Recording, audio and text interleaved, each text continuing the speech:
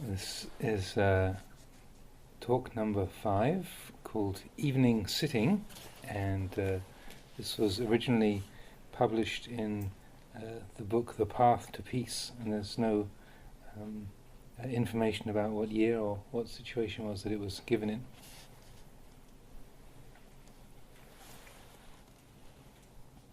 I would like to ask you about your practice. You have all been practicing meditation here, but are you sure about the practice yet?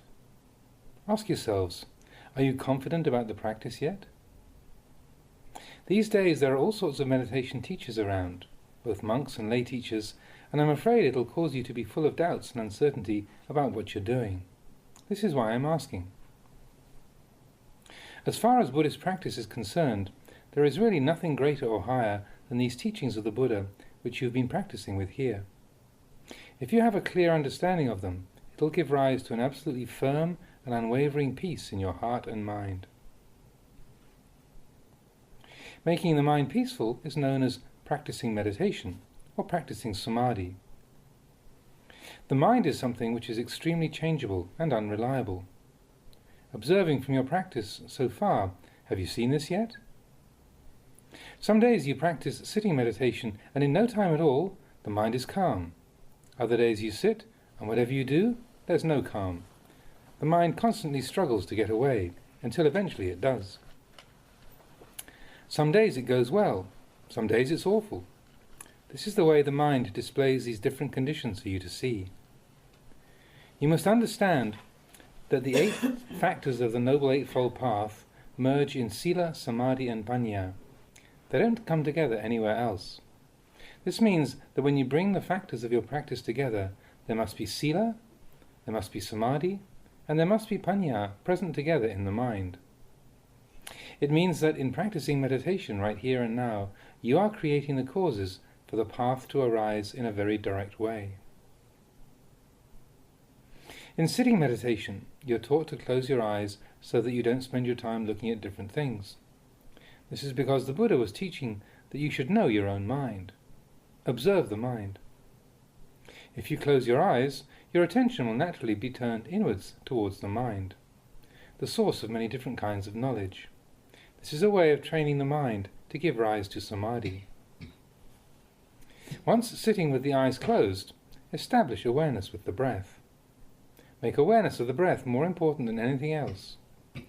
This means you bring awareness to follow the breath, and by keeping with it, you will know that place which is the focal point of sati, the focal point of the knowing and the focal point of the mind's awareness.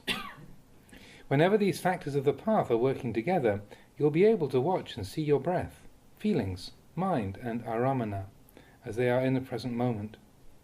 Ultimately, you will know that place which is both the focal point of samadhi and the unification point of the path factors. Now, aramana means simply a mental object. When developing samadhi, fix attention on the breath and imagine that you are sitting alone with absolutely no other people and nothing else around to bother you. Develop this perception in the mind, sustaining it until the mind completely lets go of the world outside and all that's left is simply the knowing of the breath entering and leaving. The mind must set aside the external world. Don't allow yourself to start thinking about this person who's sitting over here or that person who's sitting over there. Don't give space to any thoughts that will give rise to confusion or agitation in the mind. It's better to throw them out and be done with them. There is no one else here. You're sitting all alone. Develop this perception until all the other memories, perceptions and thoughts concerning other people and things subside, and you're no longer doubting or wondering about the other people or things around you. Then you can fix your attention solely on the in-breaths and out-breaths. Breathe normally. Allow the in-breaths and the out-breaths to continue naturally, without forcing them to be longer or shorter, stronger or weaker than normal. Allow the breath to continue in a state of normality and balance, and then sit and observe. Observe it, entering and leaving the body. Once the mind has let go of external mind objects, it means you will no longer feel disturbed by the sound of traffic or other noises. You won't feel irritated with anything outside, whether it's forms, sounds or whatever. they won't be a source of disturbance, because the mind won't be paying attention to them. It will become centered upon the breath. If the mind is agitated by different things and you can't concentrate, try taking an extra deep breath until the lungs are completely full, and then release all the air until there's none left inside. Do this several times, then re-establish awareness and continue to develop concentration. Having re-established mindfulness, it's normal that for a period the mind will be calm, and then it'll change and become agitated again. When this happens, make the mind firm, take another deep breath, and subsequently expel all the air from your lungs. Fill the lungs to capacity again for a moment, and then re-establish mindfulness on the breathing. Fix sati on the in-breaths and the out-breaths, and continue to maintain awareness in this way. The practice tends to be this way, so it will have to take many sittings and much effort before you become proficient. Once you are, the mind will let go of the external world and remain undisturbed. Mind objects from the outside will be unable to penetrate inside and disturb the mind itself. Once they are unable to penetrate inside, you will see the mind. You will see the mind as one object of awareness, the breath as another, and mind objects as another. They will all be present within the field of awareness centered at the tip of your nose.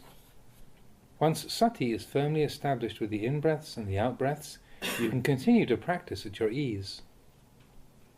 As the mind becomes calm, the breath, which was originally coarse, becomes correspondingly lighter and more refined.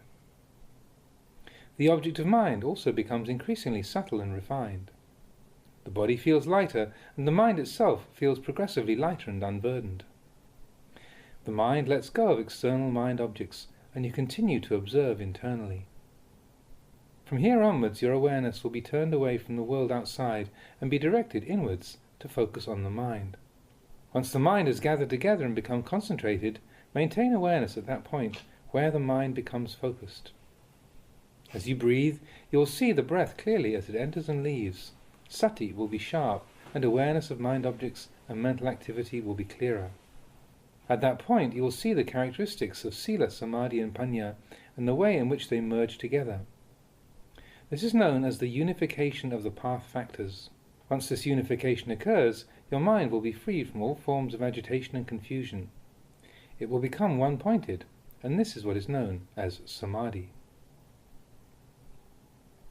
When you focus attention in just one place, in this case the breath, you gain a clarity and awareness because of the uninterrupted presence of sati. As you continue to see the breath clearly, sati will become stronger and the mind will become more sensitive in many different ways. You will see the mind in the center of that place, the breath, one-pointed with awareness focused inwards, rather than turning towards the world outside.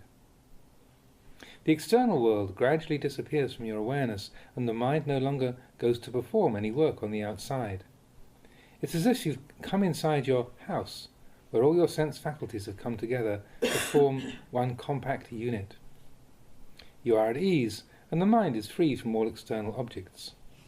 Awareness remains with the breath, and over time it'll penetrate deeper and deeper inside, becoming progressively more refined. Ultimately, awareness of the breath becomes so refined that the sensations of the breath seem to disappear. You could say either that awareness of the sensation of the breath has disappeared, or that the breath itself has disappeared. Then there arises a new kind of awareness that the breath has disappeared. In other words, awareness of the breath becomes so refined that it's difficult to define it. So, it might be that you're just sitting there and there's no breath. Really, the breath is still there, but it has become so refined that it seems to have disappeared. Why? Because the mind is at its most refined, with a special kind of knowing. All that remains is the knowing. Even though the breath has vanished, the mind is still concentrated with the knowledge that the breath is not there. As you continue, what should you take up as the object of meditation? Take this very knowing as the meditation object. In other words, the knowledge that there is no breath, and sustain this. You could say that a specific kind of knowledge has been established in the mind. At this point, some people might have doubts arising, because it's here that nimitta, or mental signs, images or visions that can arise in meditation, these can appear.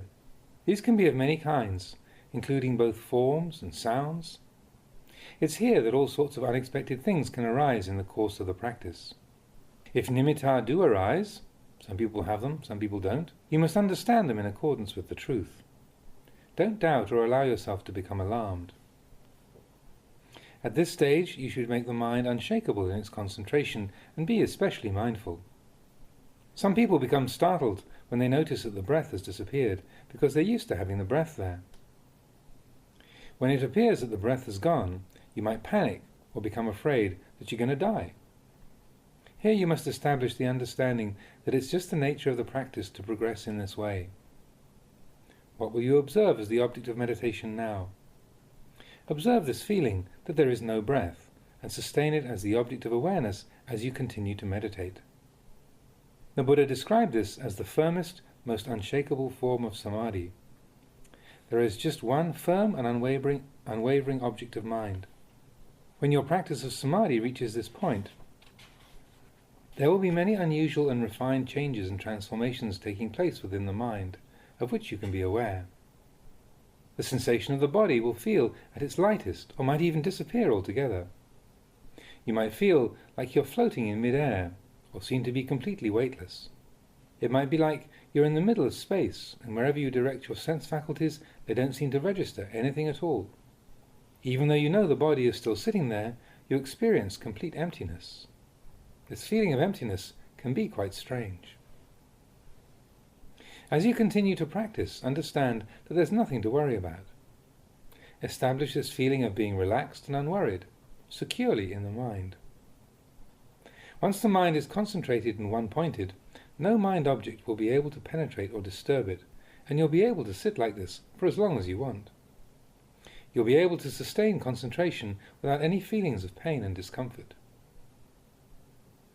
Having developed samadhi to this level, you'll be able to enter or leave it at will. When you do leave it, it's at your ease and convenience. You withdraw at your ease, rather than because you're feeling lazy or tired. You withdraw from samadhi because it's the appropriate time to withdraw, and you come out of it at your own will. This is samadhi. You are relaxed and at your ease. You enter and leave it without any problems. The mind and heart are at ease. If you genuinely have samadhi like this, it means that sitting meditation and entering samadhi for just 30 minutes or an hour will enable you to remain cool and peaceful for many days afterwards. Experiencing the effects of samadhi like this for several days has a purifying effect on the mind. Whatever you experience will become an object for contemplation. This is where the practice really begins. It's the fruit which arises as samadhi matures. Samadhi performs the function of calming the mind. Samadhi performs one function, sila performs one function, and panya performs another function. These characteristics, which you're focusing attention on and developing in the practice, are linked, forming a circle. This is the way they manifest in the mind. Sila, samadhi and panya arise and mature from the same place. Once the mind is calm, it will become progressively more restrained and composed due to the presence of panya and the power of samadhi. As the mind becomes more composed and refined, this gives rise to an energy which acts to purify sila. Greater purity of sila facilitates the development of stronger and more refined samadhi, and this in turn supports the maturing of panya. They assist each other in this way. Each aspect of the practice acts as a supporting factor for the other ones. In the end, these terms become synonymous. As these three factors continue to mature together, they form one complete circle, ultimately giving rise to magga, the path. Magga is a synthesis of these three functions of the practice working smoothly and consistently together. As you practice, you have to preserve this energy. It is the energy which will give rise to vipassana or panya. Having reached this stage, where panya is already functioning in the mind, independent of whether the mind is peaceful or not, panya will provide a consistent and independent energy in the practice. You see that whenever the mind is not peaceful, you shouldn't attach, and even when it is peaceful, you shouldn't attach. Having let go of the burden of such concerns, the heart will accordingly feel much lighter. Whether you experience pleasant mind objects or unpleasant mind objects, you will remain at ease. The mind will remain peaceful in this way. Another important thing to see is that when you stop doing formal meditation practice, if there is no wisdom functioning in the mind, you will give up the practice altogether, without any further contemplation, development of awareness, or thought about the work which has still to be done. In fact, when you withdraw from samadhi, you know clearly in the mind that you have withdrawn. Having withdrawn, you should continue to conduct yourself in a normal manner. Maintain mindfulness and awareness at all times. It isn't that you only practice meditation in the sitting posture. Samadhi means the mind which is firm and unwavering. As you go about your daily life, make the mind firm and steady and maintain this sense of steadiness as the object of mind at all times. You must be practicing sati and sampajanya continuously. Sampajanya means self-awareness, self-recollection, clear comprehension. After you get up from the formal sitting practice and go about your business, walking, riding in cars and so on, whenever your eyes see a form or your ears hear a sound, maintain awareness. As you experience mind objects which give rise to liking and disliking, try to consistently maintain awareness of the fact that such mental states are impermanent and uncertain. In this way, the mind will remain calm and in a state of normality. As long as the mind is calm, use it to contemplate mind objects. Contemplate the whole of this form, the physical body. You can do this at any time and in any posture, whether it's doing formal meditation practice, relaxing at home, out at work, or in whatever situation you find yourself. Keep the meditation and the reflection going at all times. Just going for a walk and seeing dead leaves on the ground under a tree can provide an opportunity to contemplate impermanence. Both we and the leaves are the same. When we get old, we shrivel up and die. Other people are all the same. This is raising the mind to the level of vipassana, contemplating the truth of the way things are the whole time. Whether walking, standing, sitting or lying down, sati is sustained evenly and consistently. This is practicing meditation correctly. You have to follow the mind closely, checking it at all times. Practicing here and now at 7 o'clock in the evening, we have sat and meditated together for an hour and now stopped. It might be that your mind has stopped practicing completely and hasn't continued with the reflection. That's the wrong way to do it.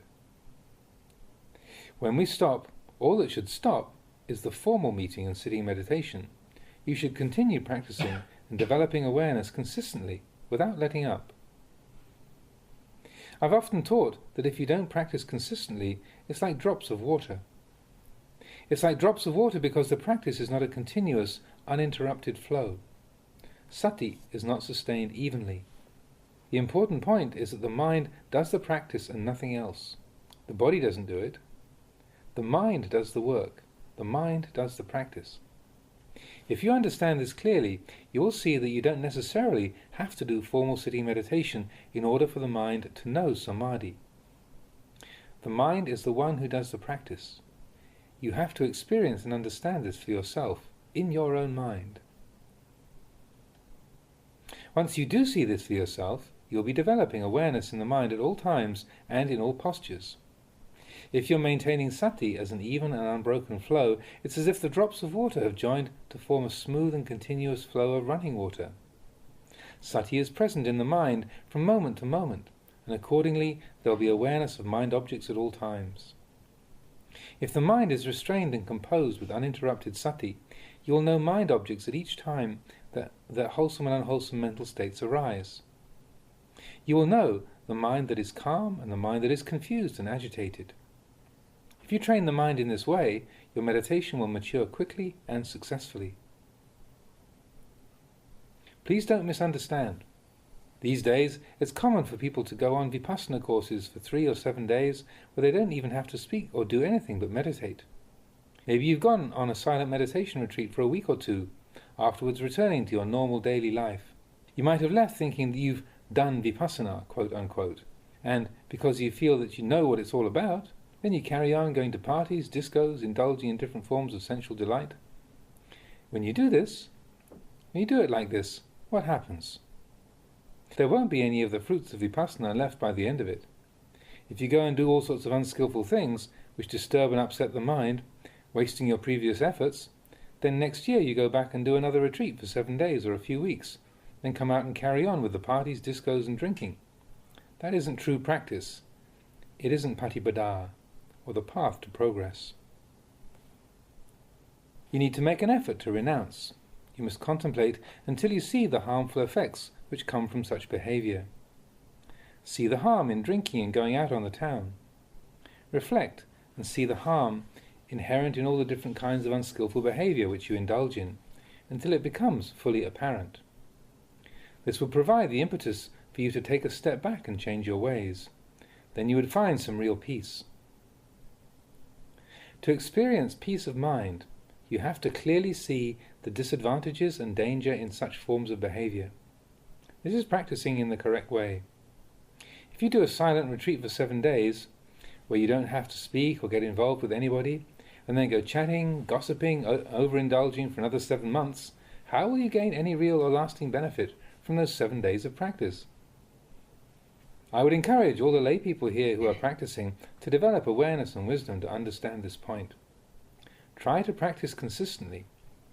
See the disadvantages of practicing insincerely and inconsistently, and try to sustain a more dedicated and continuous effort in the practice. Just this much. It can then become a realistic possibility that you might put an end to the kilesa, the defilements, qualities that darken and defile the mind, such as greed, aversion and delusion. But that lifestyle of not speaking and not playing around for 7 days, followed by 6 months of complete sensual indulgence without any mindfulness or restraint, will just lead to the squandering of any gains made from the meditation. There won't be anything left. It's like going to work for a day and earning £20, but then going out and spending £30 on food and things in the same day. Would any money be saved? It would all be gone. It's just the same with the meditation. This is a form of reminder to you all, so I'll ask for your forgiveness. It's necessary to speak in this way so that those aspects of the practice which are at fault will become clear to you, and accordingly you'll be able to give them up. You could say that the reason why you have come to practice is to learn how to avoid doing the wrong things in the future. What happens when you do the wrong things? Doing wrong things leads you to agitation and to suffering, when there's no goodness in the mind. It's not the way to peace of mind. This is the way it is.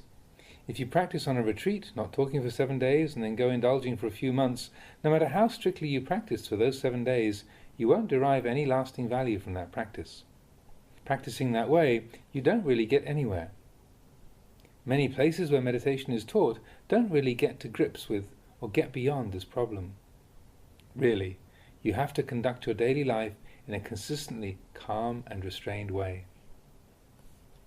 In meditation, you have to be constantly turning your attention to the practice. It's like planting a tree. If you plant a tree in one place, and after 3 days pull it up and plant it in a different spot, then after a further 3 days pull it up again and plant it in yet another place, it'll just die without producing anything. Practicing meditation like this won't bear any fruit either. This is something you have to understand for yourselves. Contemplate it. Try it out for yourselves when you go home. Get a sapling and plant it in one spot, and every few days go and pull it up and plant it in a different place.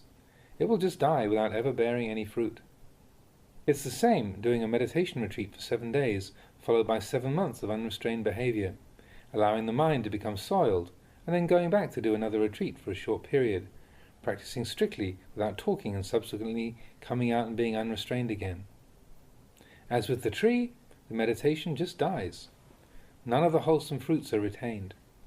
The tree doesn't grow, the meditation doesn't grow. I say, practicing this way doesn't bear much fruit. Actually, I'm not fond of giving talks like this. It's because I feel sorry for you that I have to speak critically. When you're doing the wrong things, it's my duty to tell you, but I'm speaking out of compassion for you. Some people might feel really uneasy and think that I'm just scolding them. Really, I'm not just scolding you for its own sake. I'm helping to point out where you're going wrong, so that you know. Some people might think Luang Por is just telling us off, but it's not like that. It's only once in a long while that I'm able to come and give a talk. If I were to give talks like this every day, you would really get upset. But the truth is, it's not you who gets upset. It's only the kilesa, your defilements, that are upset. I'll say just this much for now. Here you are.